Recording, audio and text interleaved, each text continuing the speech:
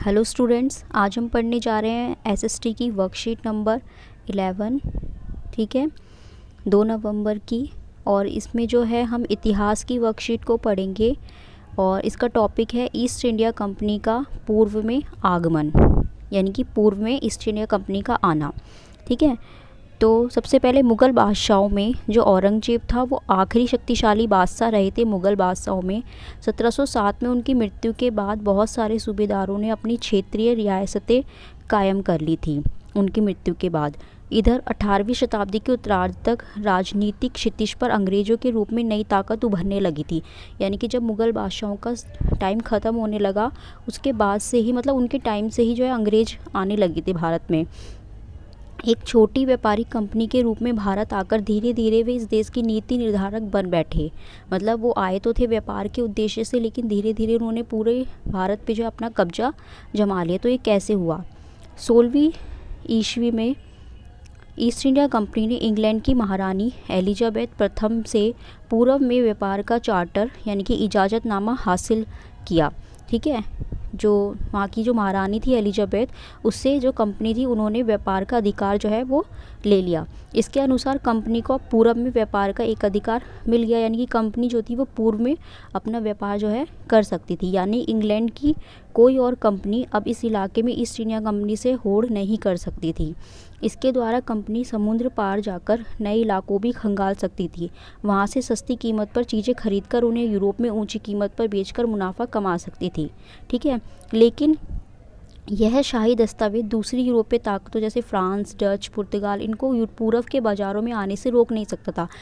मतलब ये तो जो है हर जगह मुनाफा कमा सकते थे, कहीं जाकर अपनी चीज़ों को बेच सकते थे, लेकिन दूसरे जो यूरोपीय ताकत थी उसको आने से नहीं रोक सकते थे। जब तक इंग्लैंड के जहाज़ अफ्रीका के केप ऑफ गुड होप का चक्कर लगाकर हिंद महासागर को पार करके भारत पहुँचते, तब तक पुर्तगाली जो थे उन्होंने युगोवा में अपना ठिकाना बना लिया था। यूरोप के बाज़ारों में भारत के बने जो सूती कपड़े हैं और रेशम है, उसके अलावा काली मिर्च, लौंग, इलायची, दालचीनी, इन सब की भी बहुत मांग बढ़ रही थी।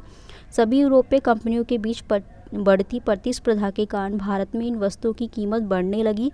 यानी कि जो कंपनीज आ रही थी उनके बीच जो कंपटीशन बढ़ रहा था, तो उसकी वजह से जो भारत में चीज़ें थी उनकी दाम बढ़ने लगे और मुनाफा बहुत ही घटने लगा। ठीक है, उसके बाद बाज़ारों पर कब्जा करने की इस होड़ ने कंपनियों के बीच लड़ाइयाँ शुरू करवा दी, क्योंकि सारी कंपनी जो है वो अब कंपटीशन में आ गई थी और होड़ कर रही एक दूसरे से, जिससे उनके बीच में लड़ाइयाँ हो गई। धीरे धीरे इन लड़ाइयों की वजह से उन्होंने अपने आप को सुरक्षित करने के लिए बस्तियों की किलेबंदी करना शुरू कर दिया और इससे उनका टकराव स्थानीय शासकों से भी होने लगा, जो राज्य का मुनाफा होने के कारण इन कंपनियों से पहले से दुखी थे।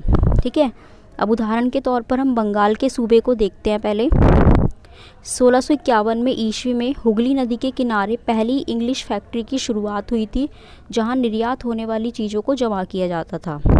ठीक है, मतलब बेचे जाने वाली चीज़ों को जमा करते थे वहाँ पर। जैसे जैसे व्यापार फैला, कंपनी ने सौदागरों और व्यापारियों को फैक्ट्री के आसपास बसने के लिए प्रेरित किया। 1696 तक आते आते कंपनी ने इस आबादी के चारों तरफ किला बनाना शुरू कर दिया और 1698 में मुग़ल अफसरों को रिश्वत देकर 3 गाँव की ज़मींदारी भी खरीद ली, जिसमें एक गांव कालीकाता था, जो बाद में हमारा जो कलकत्ता है बन गया और अब इसे कोलकाता भी कहा जाता है।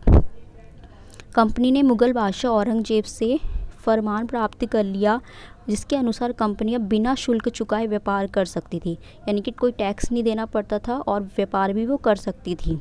हालांकि ये अधिकार सिर्फ कंपनी को ही मिला था, लेकिन जो कंपनी के अफसर थे उन्होंने भी अपने निजी व्यापार के लिए, यानी कि अपना अलग से जो व्यापार कर रहे थे उसके लिए भी अब उन्होंने जो है शुल्क चुकाने से इनकार कर दिया। लेकिन ये सिर्फ शुल्क चुकाने के लिए जो मना किया था ये सिर्फ जो है कंपनी को किया गया था, लेकिन जो निजी अफसर थे, जो कंपनी में काम करने वाले लोग थे, वो भी अब इसका फ़ायदा उठा रहे थे।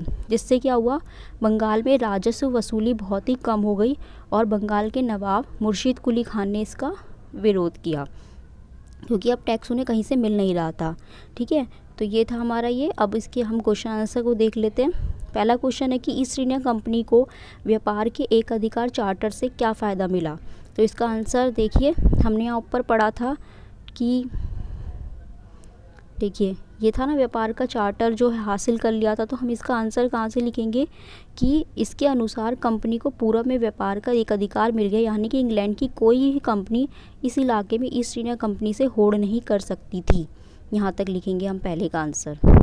उसके बाद है क्वेश्चन नंबर 2, यूरोपीय व्यापारी भारत की किन वस्तुओं को यूरोप ले जाकर बेचना चाहते थे और धीरे धीरे उनका मुनाफा कम क्यों होने लगा? तो कौन सी चीज़ें थी यहाँ पर हमने पढ़ी थी, जैसे बारीक सूती कपड़े और रेशम के अलावा काली मिर्च, लौंग, इलायची और दालचीनी की मांग थी। तो आप ये लिखोगे कि ये सारी चीज़ें ले जाना चाहते थे और उनका मुनाफा क्यों कम होने लगा? क्योंकि सभी यूरोपीय कंपनियों के बीच बढ़ती प्रतिस्पर्धा के कारण भारत में इन वस्तुओं की कीमतें बढ़ने लगी और मुनाफा घटने लगा। तो इसको आप मिला के लिख लीजिएगा।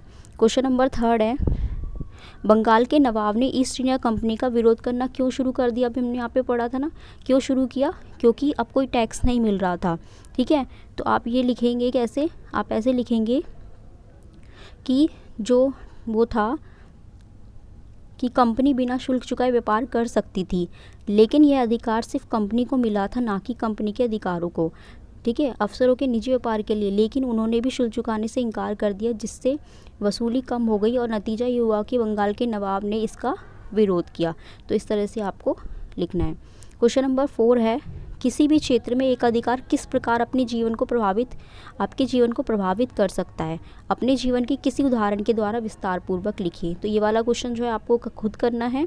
ठीक है, बाकी 3 क्वेश्चन आप इसमें से कर लीजिएगा। तो ये थी हमारी आज की पूरी वर्कशीट।